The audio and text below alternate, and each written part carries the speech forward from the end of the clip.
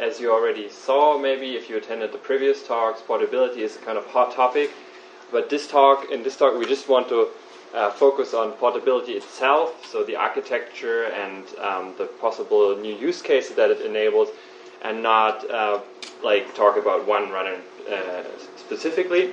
So the way we have structured this is that I will be giving sort of a general introduction to portability, and then we will take a look at its implementation status throughout the SDKs and the runners.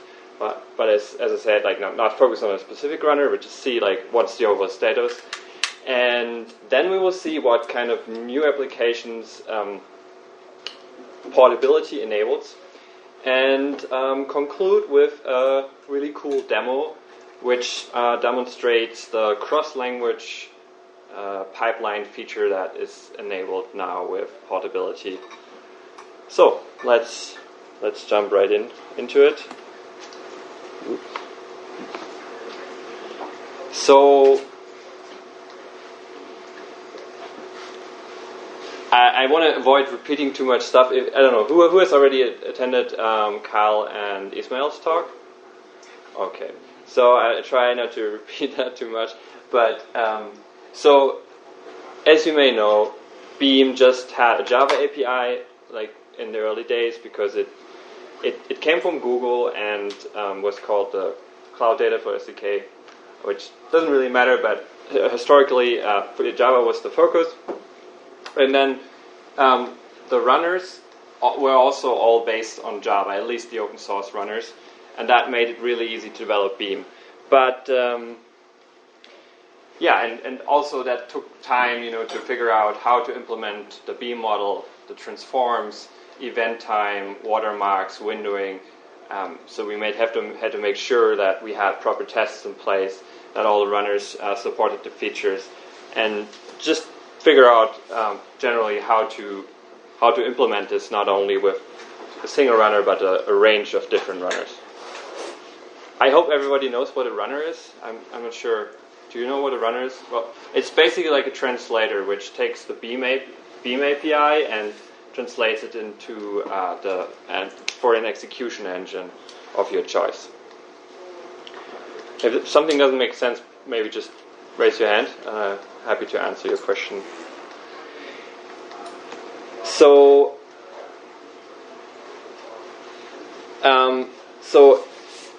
later on, a couple of people thought it would be really nice to have a Python API, and the first use case to enable Python was on Google Cloud Data Flow. But of course, the community pretty quickly saw that this wouldn't suffice. So we wanted to take Python also to the open source, and not only Python API itself, but also the runtime parts that would enable Python to run on Flink or Spark or whatever runner which is out there. So as the Python SDK appeared and the SQL SDK was there, and the Go SDK was also being developed, and more runners appeared over the years. There was also a lot of work done to develop a portability layer which could enable multiple languages or languages not tied to the JVM to be executed with Beam. Right, and well, so if we can divide portability into two types, kind of logical, we have the engine portability, which sort of was there from the early Beam days, and then we have the language portability. And what we will focus on today the most, I guess, is the language portability. But of course, it's not as simply as just dividing them into two parts, because as you might imagine, changing or having language portability also means that there is a change also the way the engine, the execution engine, executes something, because we cannot no longer just assume at the level of the execution engine that we have Java, So we need some kind of different interfaces. And how do we do this? Well, we came from this really simple view to a more complex, well, many more possible execution paths. And yeah, I just draw all the different possible execution paths there. Of course, this is way too complicated if we try to solve things that way. So we figured we can just put two layers of abstraction, one between the SDK and the way the runner receives the pipeline representation from the SDK, and one for the runner itself to be able to execute other languages. And the first layer is called the runner API, which is a language agnostic representation of the pipeline, the Beam pipeline. And the other one is called the fun API, as already pointed out, because it's so much fun. Have to make this joke every time. So, yeah. So, let's see what that meant. So, it required a little bit of change in terms of how runners translate a Beam pipeline. So, instead of the Pardo that we could just translate directly from Java, we now have an executable stage, which we will get to in a bit. It is basically the part that is written in a different in a language that can be different from the runner, which is usually written in Java. Of course, runners could also be written in C or any other language. And well, a lot of transforms stayed the same, like group by key, flatten. There's a slight change also the way, for example, windows are assigned. They're assigned directly, well, in the SDK, because that's where we have the data available, and there's no really need to send something to the runner to decide in which window we assign, so we remove that. We also have a slightly different interface how I/O is implemented in portability. And I/O in general is an interesting topic, which we will get to in a bit, because if we change here the interface, how I/O basically is implemented, then it raises the question, of course, like how are we gonna, what are we gonna do with our existing I/O? So that needs to be ported to a different interface. So roughly how the architecture works is we have the SDK, for instance, Python, and we have this additional job API, which I hadn't mentioned yet. And that is basically another way to make things more portable, because as of now, if you have a Beam job, then you need to submit it to the runner's whatever submission entry point. And that's not consistent, because Flink has a different entry point than Spark, for instance. And the job server is a component that's part of Beam, which kind of provides a universal entry point, regardless of which execution engine you end up using or which runner you're using. So you send up this pipeline representation. We use protobuf for that. You send it to the job server, and then the job server calls the runner, whichever runner you're using, and the runner translates it and submits it to the execution engine. And when we run then the Beam job, we have basically the language agnostic tasks like a group by key, and we have these executable stages, which itself, they just send the data to an external process. And there are different kinds of ways to start this process, which I will explain on the next slide.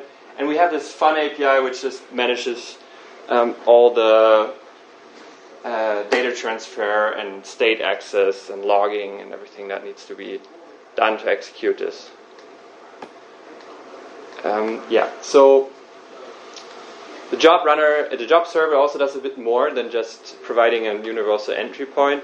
It also is it receives has an artifact service which you can stage your dependencies, your Python files to. So the harness then later on has a way to retrieve those artifacts. So you don't need to pre-install anything on your server. So that is fetched before the execution begins.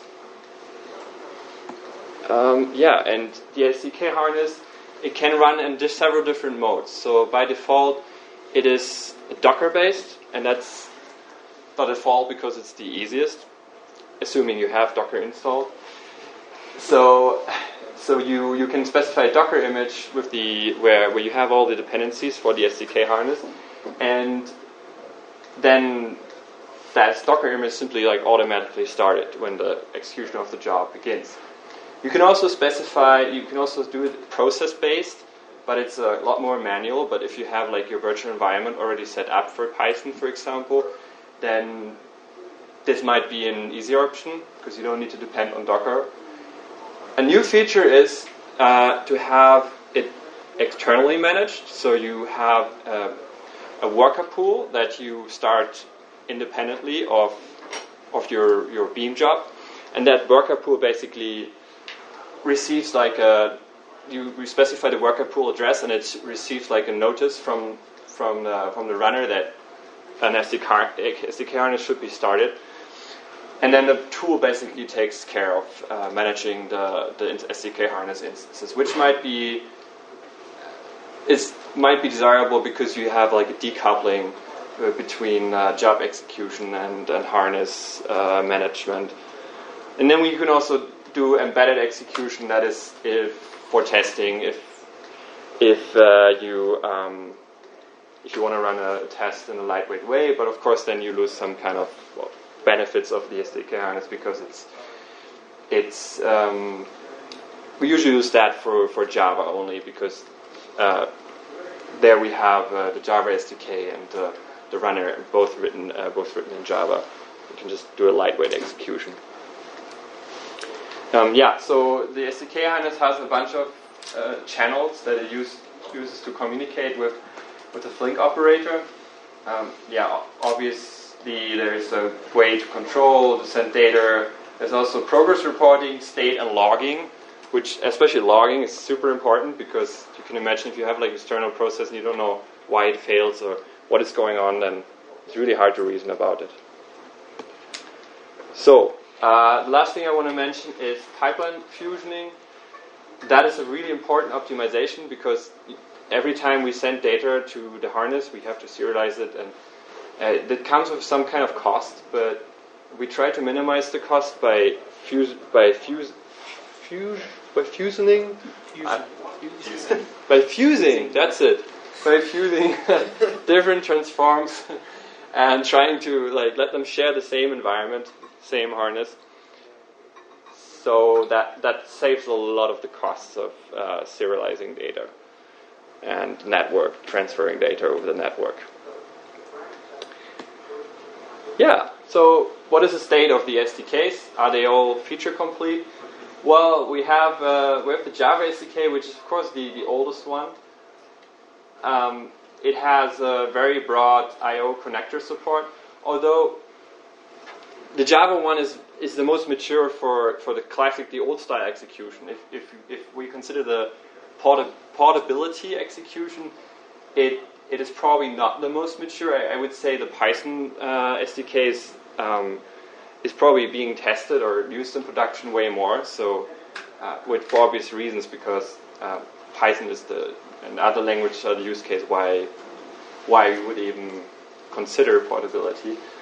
So, as I mentioned, it was first on Dataflow, and since about a year it exists in the open source. We will see some exciting use cases that Thomas will present, and it's already being used in production. So it is it's getting there, and we have a rather experimental Go SDK, but it has good batch support already. And I believe Robert has a talk also. 1 o'clock tomorrow. At 1 o'clock. Very room. Right. Yeah. So that sounds exciting. Stay here until. Just stay here. Yeah. Okay, so I'll hand over to Thomas now for an overview of the state of the runners. Thanks, Max. So, state of the runners, primarily with focus on portability. And 3 open source runners that support portability today: Flink, Samza, and Spark. You already heard about Spark in detail this morning. So the Flink Runner is the most complete. Flink Runner, there's an existing Flink Runner, Java runner. So when Max just said that for Java, why use portability, which is exactly the case if you were a Flink user and you wanted to write a Java pipeline, Java Beam pipeline, and execute it on Flink, you would use we call the classic Flink Runner, the one that is the old translation, that is Java only. It has been around for a long time. It's fairly stable. It's used in production by several companies, also for processing at scale. And then it supports, of course, all the IOs that are part of the Beam Java SDK. The portable runner is a completely different translation for Flink, with the aim to enable the other SDKs, like Python. It became feature complete in end of last year. It's right now, as far as I know, the only option to run Python on Flink, C Python. And it has a limited set of IOs because we cannot just use the Java IOs with Python. But Max is going to show towards the end of the talk a demo on how we can actually have this Python pipeline use Kafka as a source or destination, the Java Kafka I/O. So it opens up a wide range of non-Java use cases, and I will tell you about a few production uses in a bit. The Flink Runner supports batch and streaming, and Flink is primarily used for streaming. So I'm going to say a little bit more about the Flink Runner in this section here. This is the overall architecture. So Max already showed the abstract portability architecture, and you will recognize the different bits and pieces here. So there's an SDK, there's a job server, and there's a cluster, and there are these FN services. As the user, you write Python code and you run it using Python with a few additional options. And the interesting one is this endpoint. The endpoint lets the SDK know where the job service is. And the job service in this case is specific to a runner, which is Flink, because we want to run something on a Flink cluster. The job service receives the pipeline. What the SDK does is your Python program defines a pipeline. It will turn this pipeline into a proto structure and will send that proto structure over the language boundary to that endpoint. And then this is Java land now. It will rehydrate that proto structure and then translate it into a Flink job graph using the native Flink API. There's one for different translation for batch and streaming. It's a detail, but Flink has different API for batch and streaming. Eventually, it gets run like any other Flink job on a Flink cluster. The only difference is that in addition to the task manager process, there are also these SDK worker processes, or SDK Harness, and they are needed because we want to run Python code, not Java code inside the task manager, but Python code. And they communicate with the FN services with the runner. So each task manager host will have these Python processes running, directly or indirectly, depending on the environment. If it's Docker, it's in a Docker container. If it's a process, it's directly on the host. They communicate over this portability bridge. Yes, and then there's artifact staging, like was mentioned, to enable you to inject dependencies into the language worker containers at runtime. So now the next runner that actually appeared in the portability land was SAMSA. It's still being worked on, but they implemented both batch and streaming support and at LinkedIn, and it supports most of the features except what is mentioned here. Some restrictions still with side inputs and user state and timers, I believe. But you will get all the details in this talk from Hai tomorrow. So please consider that talk for information on the SAMSA runner.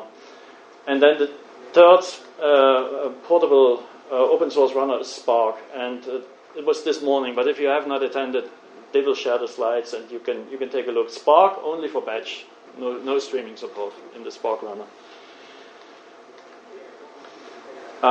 Looking at the feature completeness, you can see that like Flink covers both batch and streaming. Although with the current Flink releases, the batch support isn't that great. Not due to portability in Beam, but due to the Flink itself. But it's going to get better soon with 1.9 and Flink 1.9 and later. Spark only batch, but all features, and then SAMSA both, but not all features. So if you're looking for the most complete solution, it's Flink currently. So now we have all these features, that's great. Now comes the interesting part for everybody who is a user and has some real work to do with one of these runners. So if you were today to go to the Beam website to find out how you run a portable Flink runner on your infrastructure, you would find something like this here.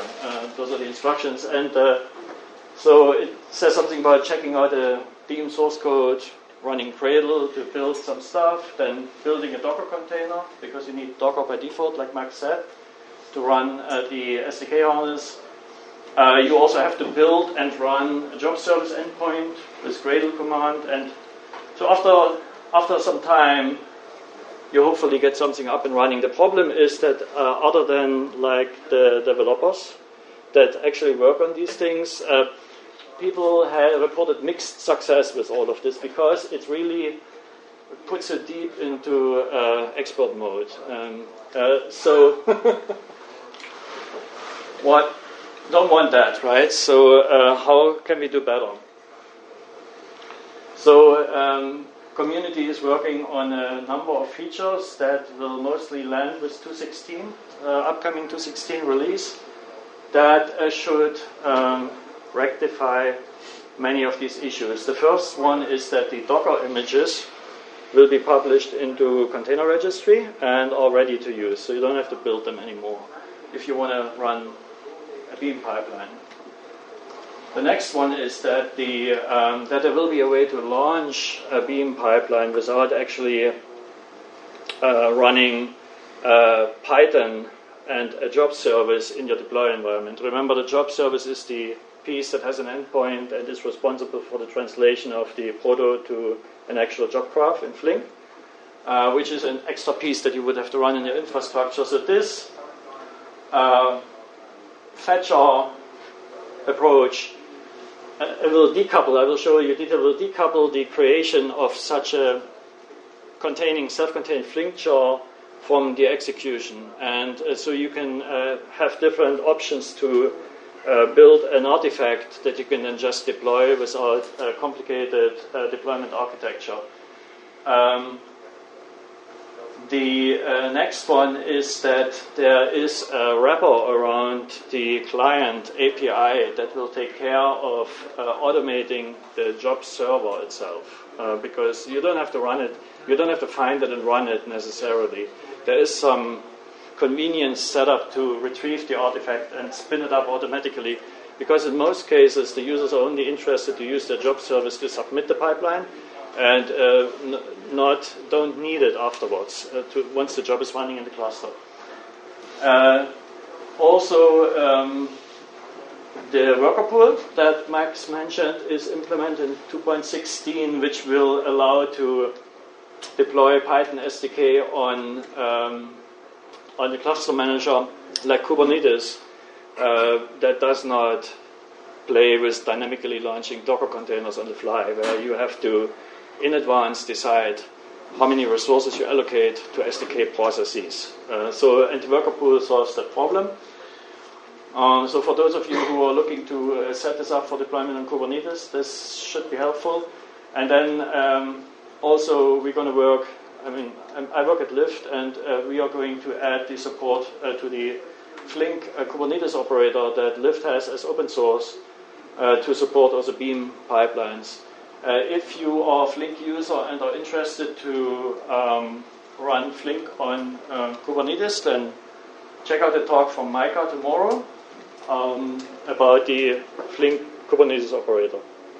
It's a pretty good solution for running Flink streaming jobs with the full lifecycle, all the lifecycle considerations of upgrades and so on for a Flink, continuously running Flink job. So if we go, by the way, the author of this jar file approach is sitting in the last row. If you have questions, that's Kyle. Later on, if you have more questions about it, but I'm going to just show a little bit how that would work. So you basically cut this diagram that I had earlier in half and do all the work. You can do all this work separately. So you can run your Python SDK with your pipeline, and the runner is here at the job server, and the job server will now output a jar file. Instead of submitting the job to Flink cluster, it outputs a jar file. And then you can take that jar file and do whatever you like with it. Which means this is just a regular Flink job in a jar file. And you can use any of your tooling that you have for Flink to submit it to a cluster, which is a pretty nice separation, I believe.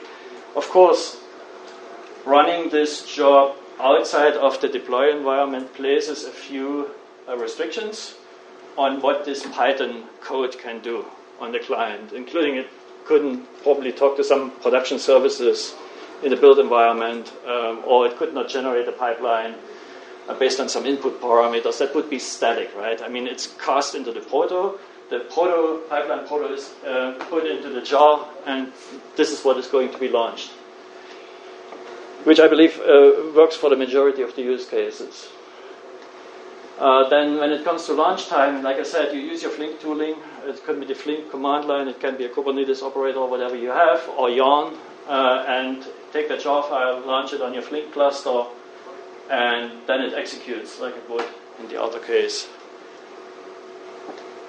If you are a Kubernetes user, that would mean that you have a Kubernetes operator that somehow tells the job manager which job to launch, which is that jar file that we produced previously.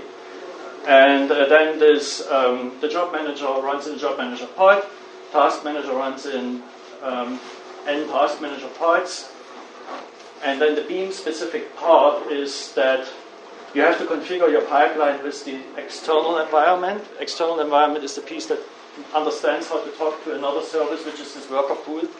The purpose of the worker pool is to dynamically establish the association between the Flink task and the SDK workers.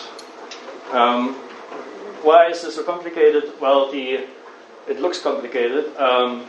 It is because the ports are allocated dynamically on the Flink side when the job is launched. So the FN services, they all have ports and they are dynamic. And we don't know by the time when we bring up the Kubernetes deployment how many workers we may need and which ports they should talk to. So this needs to be done at runtime, and so hence this level of indirection. The benefit in the Python case is that, as you may know, that Python is not particularly good with parallelism, with threads. We have the ability to actually launch separate processes inside that sidecar container, Python sidecar container. If this was Java, we wouldn't need multiple processes. It would be just threads, like they are in the Flink task manager. But here in Python, we actually spin off multiple processes. For each environment on the runner side, external environment, there will be corresponding Python process in the worker pool. And the artifact staging still works because the artifacts, they're also packaged in the Java, they are injected into the staging location and then retrieved, like in the other case, by the SDK Harness. So now, use cases. There are a few things in production. The first one was Lyft's dynamic pricing implementation. That was the first deployment with Python on Flink. It's computing prices based on locations. And it's basically a pipeline, feature generation, and then the results are published in the Kafka topic, and then model inference, model execution. You can learn all the details from Rakesh tomorrow. He has a session about this use case at 2 o'clock tomorrow.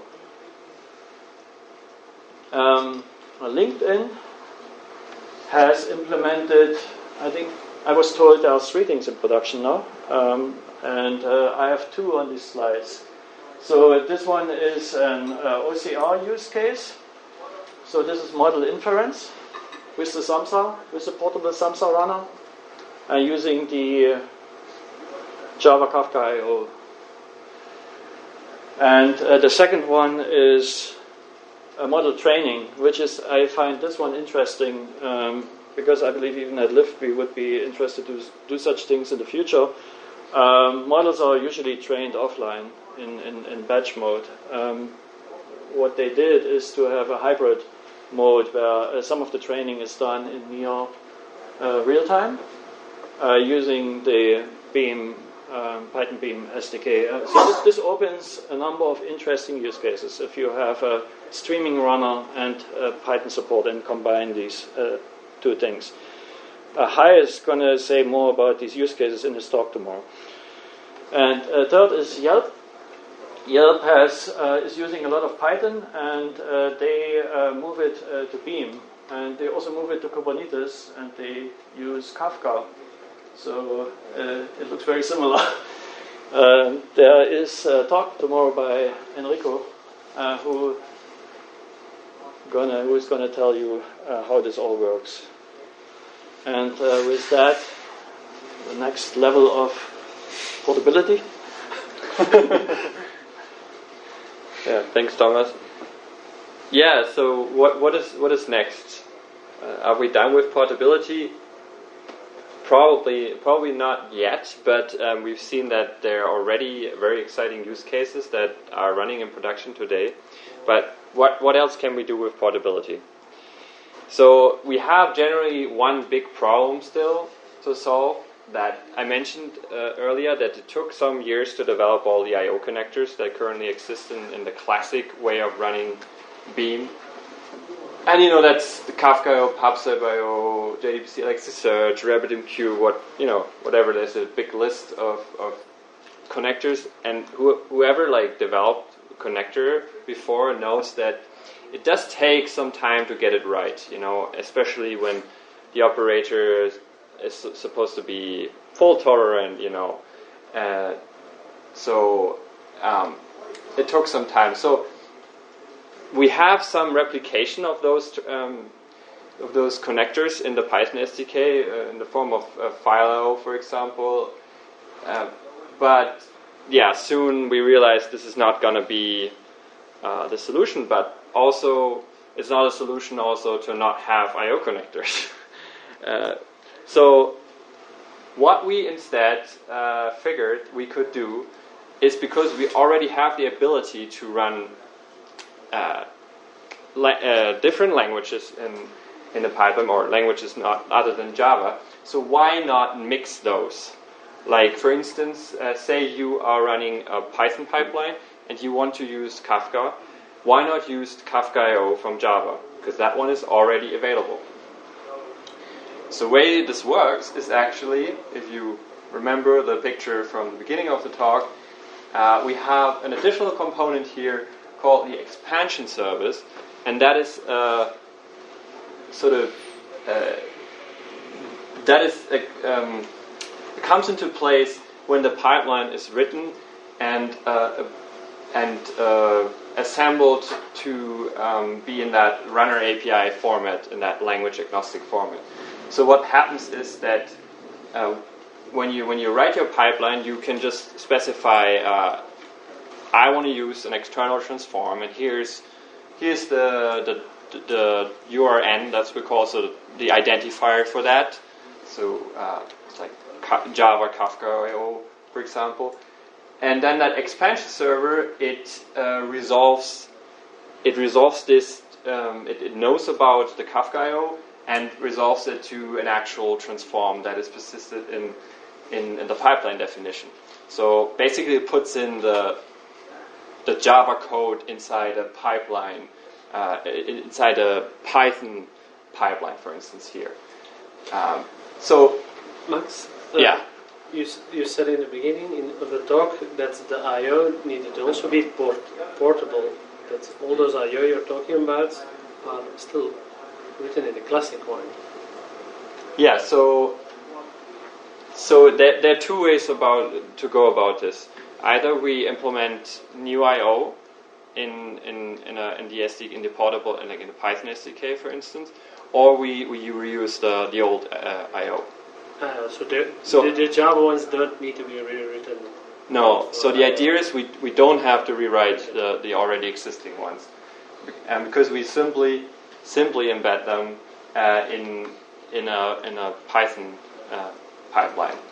So when this all starts up, basically, because we have resolved this, basically the code that we need to run the external transform, Kafka IO, for instance, we now know during execution that we need to bring up a Java SDK harness for the Kafka IO, and we use the same kind of fun API that we use also for running the Python code itself, but we have additional Java harness running which reads from Kafka.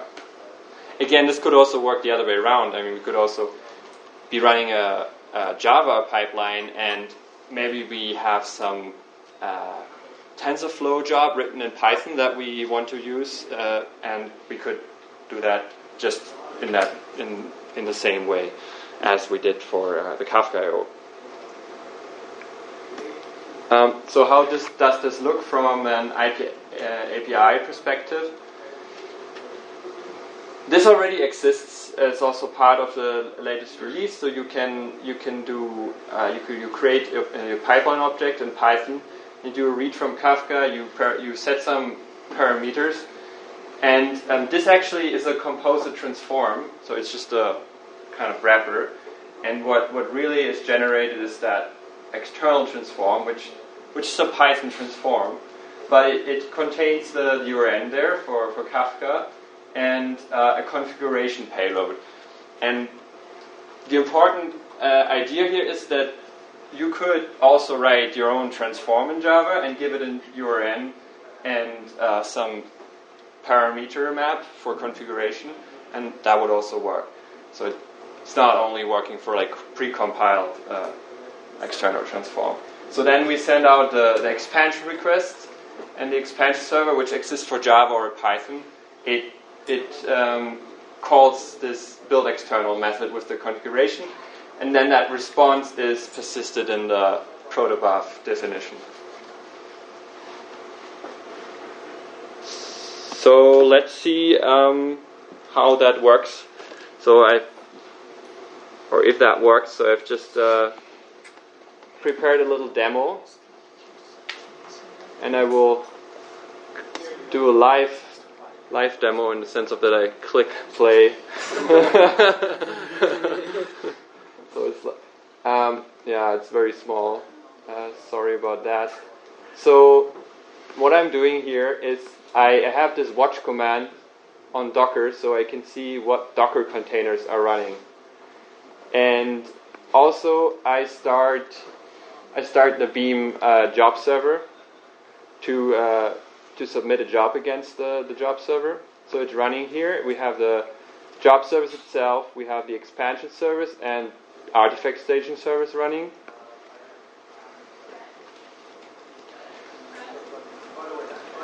And here, I'm just starting a Kafka cluster, which I guess usually you would have this Kafka cluster already ready, but since this is a demo, I'm quickly starting up Zookeeper and Kafka Broker. And Kafka has this tool to the console producer consumer to write messages to a topic and see what new messages arrive for a topic. So I'm starting a producer here, console producer, and I'm also starting a consumer for the topic which is called demo. And I also created another topic called demo output. And yeah, you can see, like, if I write to the demo topic, it shows up there. Like, I write test here, it shows test here. And the demo output topic is currently empty.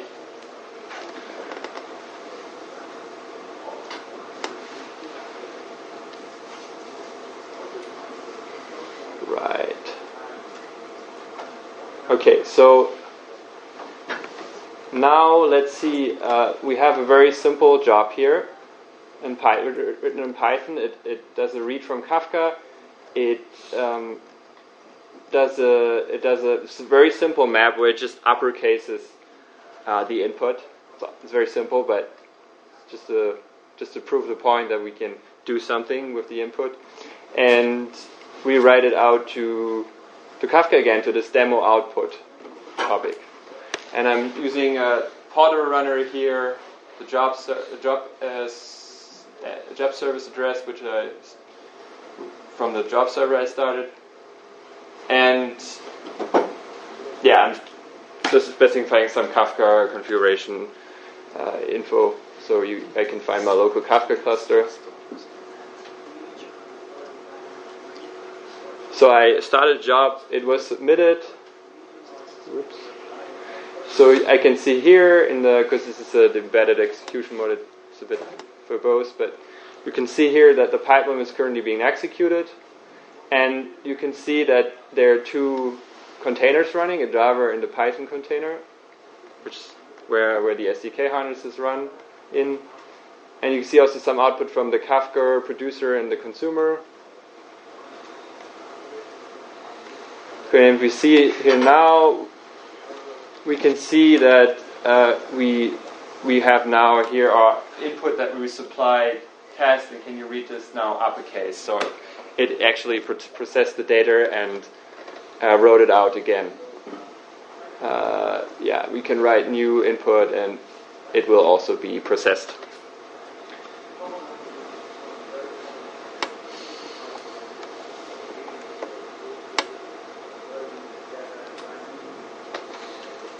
Okay, so yeah, that is the demo.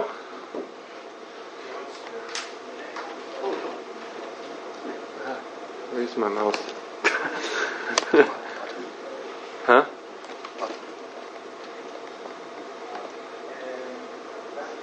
Well, how do I? Okay. Okay, so I have to be honest. This it is working, but it is a little bit limited because, as of now,